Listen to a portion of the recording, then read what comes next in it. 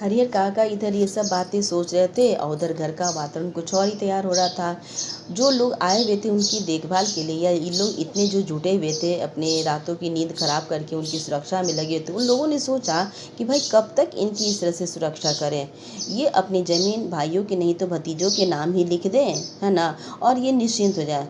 सही बात है, भाई लोग भी इस बात के लिए निश्चिंत होना चाहते थे कि भाई ये ज़मीन लिख देते हैं तो फिर इनकी इतनी देखभाल करने की ज़रूरत नहीं रहेगी, फिर ये लोग भी नोटिस करना बंद कर देता। इसलिए ये लोग दबाव दे रहा था कि आप अपनी ज़मीन भतीजों के नाम लिख दें, और जब तक वो ऐसा नहीं करेंगे तब तक महंत की ललचाई नज़र आप पर बार बार पड़ती रहेगी और आपको परेशान किया जाता रहेगा, है ना। और इस तरह से वो उस पर दबाव डालने लगे। लेकिन जितने भी लोग थे, हालांकि भाई लोग तो उसे कहते थे, सुबह दोपहर शाम हमेशा उनके घर में यही चर्चा होती रहती थी। ये लोग तो कहते ही कहते थे, और साथ में जो लोग बाहर से आए हुए थे बाहुबली लोग, वो लोग सब मिल करके उन पर ये दबाव डालते रहे कि आप अपनी ज़मीन अब भाइयों के नाम लिख दीजिए। तो फिर काका ने उन्हें कहा भी कि देखो मैं मर जाऊंगा तो मेरी ज़मीन तो तुम्हें मिल ही जाएगी, ठीक है, तो इसमें लिखवाने की ज़रूरत क्या है, मैं ज़मीन तो लेकर के जाऊंगा नहीं। और रही बात कि महंत ने जो ज़बरदस्ती अंगूठे के निशान लिए हैं सादे लिखे कागज, तो उसके खिलाफ़ मैंने मुकदमा कर दिया है, इसलिए उनका ज़मीन, महंत का तो ज़मीन होगा नहीं और मेरी ज़मीन लास्टली तुम ही लोग को मिल जाएगी, तो फिर लिखवाने की ज़रूरत क्या है, ये उन्होंने भाइयों को समझा दिया। लेकिन भाई समझाते रहे, जब ये लोग समझाते समझाते थक गए तो उन पर दबाव देना शुरू कर दिया, ठीक है ना। और दबाव दिया, फिर भी जब वो भी उस पर दबाव से भी जब वो राज़ी नहीं हुए, तो क्योंकि वो तो तय कर चुके वो अपनी ज़मीन किसी को नहीं लिखेंगे, जब दबाव देने से भी हरिहर काका नहीं माने, तो एक रात उन लोगों ने भी वही रूप धारण किया जो महंत ने किया था। यहाँ पर भाई उनका अपहरण नहीं कर रहा है, बल्कि उनके साथ रात में ज़बरदस्ती कर रहा है। ज़बरदस्ती इसलिए कि पहले तो उन्हें कहा कि आप कागज़ पे साइन करो, ठीक है, हस्ताक्षर करो या फिर अंगूठा लगाओ। जब हरिहर काका ने बिल्कुल मना कर दिया तो इनके भाइयों ने वही रूप धारण कर लिया, यानी उनके साथ महंत की तरह, पुजारियों की तरह जोर ज़बरदस्ती शुरू कर दी, है ना। तो इस पर वो चिल्लाने लगे। जब चिल्लाने लगे तो इन लोगों को याद आया कि भाई इनके मुंह में तो कपड़ा डाला ही नहीं है, ये फिर आवाज़ कर रहे हैं, गांव वालों को पता चल जाएगा। तो उन्होंने सबसे पहले उनके मुंह में कपड़ा डाल दिया, उनके मुंह बंद कर दिए, ठीक है, और फिर हाथ पाँव बांधे और उन्हें फिर हाथापाई उनके साथ शुरू हो गई, मारपीट होने। तीनों भाई मिल करके उन पर आते गए। वो कहते देखते हैं कैसे नहीं लिखते हो, ज़मीन तो तुम्हें लिखनी ही पड़ेगी, ठीक है, हंस के लिखो या रो के लिखो। ऐसे करते करते उनके साथ ज़बरदस्ती करने लगे। हरिहर काका को विश्वास नहीं हो रहा था कि ये वही भाई है जो मेरी सुरक्षा के लिए तैनात रहते थे, जो मेरी देखभाल करते थे, जो मेरे सोने पर सोते थे, मेरे जागने पर जागते थे। क्या ये वही भाई लोग हैं? अब उनको भाइयों पर भी बिल्कुल भरोसा नहीं है। जो भाई उन्हें अपना अभिन्न मानते थे, अपने से अलग नहीं मानते थे, आज वो इस रूप में सामने नज़र आ रहे हैं, ठीक है। तो इस तरह से भाइयों ने भी कई सादे और लिखे कागज़ पर हस्ताक्षर बोले कि जहाँ जहाँ अंगूठा लगाना है, वहाँ ज़रूरत है वहाँ वहाँ तुम अंगूठा लगाते चलो, नहीं तो क्या करेंगे भाई, मार करके यहीं घर के अंदर, ज़मीन के अंदर गाड़ देंगे, है ना, और किसी को पता नहीं चलेगी। लेकिन वो भले ही भाई लोगों ने गांव वालों को नहीं बताया, लेकिन जो वो थोड़ी देर चिल्लाए ना, इससे गांव वालों को पता चल गया। लेकिन हरिहर काका के से ये जो दूसरी घटना घटी, इसमें वो बिल्कुल नहीं डरे। पहली बार तो वो अपहरण जब महंत ने किया था, उनके साथ मारपीट की थी, तो वो थोड़े डर गए थे, है ना। वो बचाने की गुहार लगा रहे थे कि भाई उन्हें बचाया जाए, है ना। महंत ने उनके साथ ज़बरदस्ती की है, उन्हें मारा पीटा है, वो थोड़े भयभीत हो गए थे। लेकिन आज जब भाइयों ने उनके साथ वही घटना को दोहराई, तो हरिहर काका ने साफ कह दिया कि मैं मर जाऊँगा लेकिन अपनी ज़मीन किसी को नहीं लो। यानी इस जगह पे वो क्या है, मृत्यु को स्वीकार करने के लिए तैयार हो गए। पहली बार वो अज्ञान की स्थिति में थे ना, तो वो मृत्यु से डर गए थे। यानी महंत ने जब उनके साथ ऐसा किया तो वो बिल्कुल अनजान थे, है ना।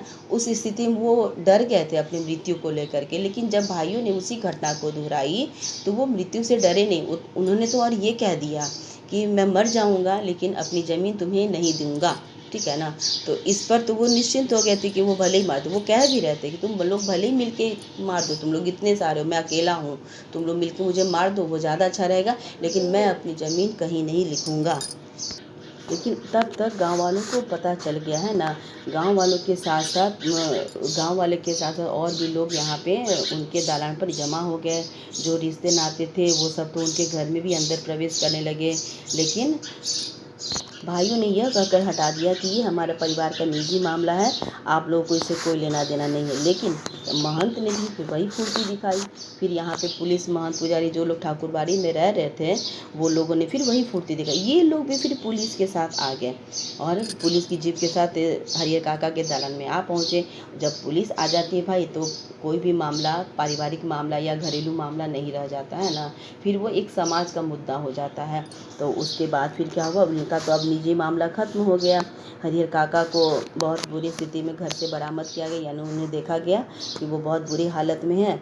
और इसके बाद काका को वहाँ से, भाई लोग भी वहाँ से इधर उधर हो गए, वो पुलिस की पकड़ में नहीं है, लेकिन काका को वहाँ से बरामद कर लिया गया, यानी वहाँ से उन्हें हटा दिया गया। अब वो ठीक है, तो अब इस समय हुआ क्या भाई कि हरिहर काका अब तो न तो परिवार के साथ है, उन्होंने घर परिवार छोड़ दिया, ज़मीन तो खैर लिखा ही नहीं, घर परिवार को छोड़ दिया और ठाकुरबाड़ी भी छोड़ दिया। और इस तरह से वो अब क्या, अकेले रह रहे हैं, ठीक है ना, अकेले रह रहे। लेकिन उनकी सुरक्षा के लिए कुछ पुलिस के जवान दिए गए हैं। यहाँ पर भी महंत और उनके भाइयों ने ये पूरी कोशिश की कि हमारे द्वारा ही पुलिस दिए जाए, ताकि पुलिस महंत से और काका से जुड़ा हुआ रहे, ठीक है। इधर भाइयों ने भी वही कोशिश की कि उनकी सुरक्षा के लिए जो पुलिस दिए जा रहे हैं, उनकी देखभाल के लिए जो दिए जा रहे हैं, तो वो हमारे ही हों, ताकि वो पुलिस उसका माध्यम बना रहे भाइयों के बीच के लिए और हरिहर काका के बीच के लिए, वो एक माध्यम बना रहे। इस तरह से वो दोनों साइड से ये प्रयास किया जा रहा था, ठीक है। अब वहाँ जो उनकी सुरक्षा में पुलिस दिए गए थे, जो लोग दिए थे, वो अब उनकी सुरक्षा में रहते, और साथ ही साथ उन्होंने एक आदमी भी रख लिया है जो क्या करता है, खेती बाड़ी करता है और उन्हें बनाता खिलाता। और इस तरह से हरिहर काका अब बिल्कुल अकेले हैं, ठीक है।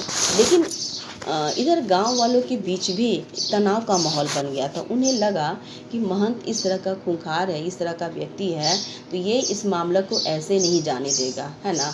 वो उनकी ज़मीन हड़पने के लिए किसी भी हद तक जा सकता है, ठीक है।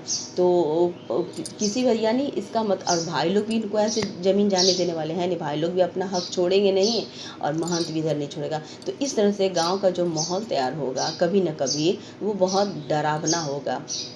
और कभी कभी तो ये भी सुनने को आ रहा है कि एक इसी बीच एक नेताजी भी आ रहे हैं, वो कह रहे हैं कि हरिहर तुम्हारी ज़मीन पर हरिहर उच्च विद्यालय खोल देंगे, वहाँ तुम्हारे नाम का पैसा चला जाएगा, तुम्हारा ज़मीन उसको दे दिएंगे और इस तरह से गांव को एक स्कूल मिल जाएगा, ठीक है। और इसमें भी नेताजी का अपना स्वार्थ होगा, ठीक है।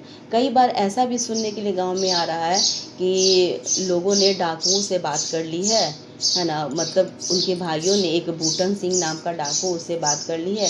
वो क्या करेगा कि हरिहर काका के 15 बीघा खेत को क्या करेगा, वो जिसमें कुछ कमीशन के रूप में कुछ खेत लेगा और बाकी जो ज़मीन है वो भाइयों को दिलवा देगा। तो ये बातें गांव वालों को सुनने के लिए मिलती है। हालांकि ये बातें सच्ची नहीं है, लेकिन फिर भी गाँव में लोग अपने अपने तरह से एक माहौल तैयार कर रहे हैं, ठीक है। हालांकि परिवार के झगड़े झंझट से गाँव वालों का कोई लेना देना नहीं है, लेकिन होता है ना, बस बेवजह रुचि लेना किसी के मामले में। तो गांव वाले ऐसे ही हैं, ये बेवजह हरिहर काका के मामले में अपनी रुचि दिखा रहे हैं। तो इस तरह से गांव का वातावरण एकदम गर्म रहता है। और फिर बता रहे, कई बार तो ऐसा भी सुनने के लिए आ रहा है एक गांव में ही कि जब हरिहर काका मरेंगे तो उनको मुखाग्नि देने के लिए, यानी उनका दाह संस्कार करने के लिए भी गांव में एक वातावरण तैयार होगा। जैसे इधर से महंत कहेगा कि वो मुखाग्नि वो दे क्योंकि उनका हक है, इधर से भाई लोग कहेंगे वो उनका मुखाग्नि दे क्योंकि हक उनका, मतलब उनको मुखाग्नि देने के लिए भी गांव के बीच में एक वातावरण इस तरह का तैयार हो जाएगा। झगड़े झंझट होंगे, उस समय खून की नदियाँ बहेगी, ऐसा, यानी गांव में एक डर का माहौल व्याप्त हो चुका है। लोग तनाव में रह रहे हैं, लोग ये समझ रहे हैं कि जल्दी से इसका कुछ फैसला हो, कुछ तो जल्दी डिसाइड हो कि उन्होंने अपनी ज़मीन किसको दी और गांव का वातावरण बिल्कुल शांत हो जाए। लोग ऐसा चाह रहे हैं, लेकिन अंततः न हरिहर काका मरते हैं, न अपनी ज़मीन को लिखते हैं, बल्कि वो अलग ही रहते हैं। और इसी तरह से इसी स्थिति में लेखक उनसे मिलने गया है। युवा होने के बाद लेखक इसी स्थिति में उनसे मिलने गया है, जिसमें हरिहर काका कुछ बोल नहीं पा रहे हैं। उनकी तबीयत के बारे में पूछा तो भी वो केवल नज़रें उठा करके देखे, लेकिन उन्होंने कुछ कहा नहीं। इसका मतलब कि उनके साथ ऐसी घटना घटी थी। अभी यहाँ पे आप लोगों ने कहानी सुना, इसमें ये देखा ना कि हरिहर काका मौन क्यों साध लिए, वो क्यों नहीं कुछ किसी से कह रहे हैं। क्योंकि उनको एक तो ये तो फील हो गया भाई कि वो अब किसी को कुछ बता नहीं पाएंगे, कहें भी तो किससे कहेंगे। हालांकि लेखक से उनकी अच्छी दोस्ती है, वो लेखक से कभी कोई बात नहीं छुपाते थे, लेखक वो सारी बातें बताते, एक दोस्त जैसा मानते थे। जब लेखक युवा हुआ तो लेखक की और हरिहर काका की पहली दोस्ती भी हुई, यानी ऐसा लगता था जैसे हरिहर काका उनके युवा होने तक का इंतज़ार कर रहे थे, है ना, दोस्ती करने के लिए, क्योंकि उनका ऐसा कोई अपना अब रहा ही नहीं। उन्हें किसी से कोई शिकायत नहीं थी, लेकिन उनका अपना कोई नहीं बन सका जो उनके दुख दर्द को समझे, उनकी स्थिति को समझे। लेखक जब उनके करीब गया ये सब चीज़ जानने के लिए, तो हरिहर काका इतने आहत हो चुके हैं, इतने वो दुखी हो चुके हैं कि वो लेखक से भी कुछ बोलने की स्थिति में नहीं है।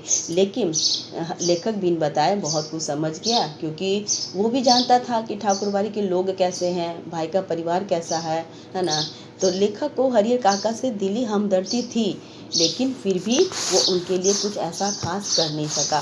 नतीजा अब इस बात का ही केवल इंतजार किया जा रहा है और कहानी यहीं पे ख़त्म होती है, ना ही कुछ फैसला नहीं होता है, ठीक है। न ज़मीन वो किसी को लिखते हैं और ना ही अब जब तक उनकी ज़िंदगी बची हुई है वो बस अलग रह रहे हैं।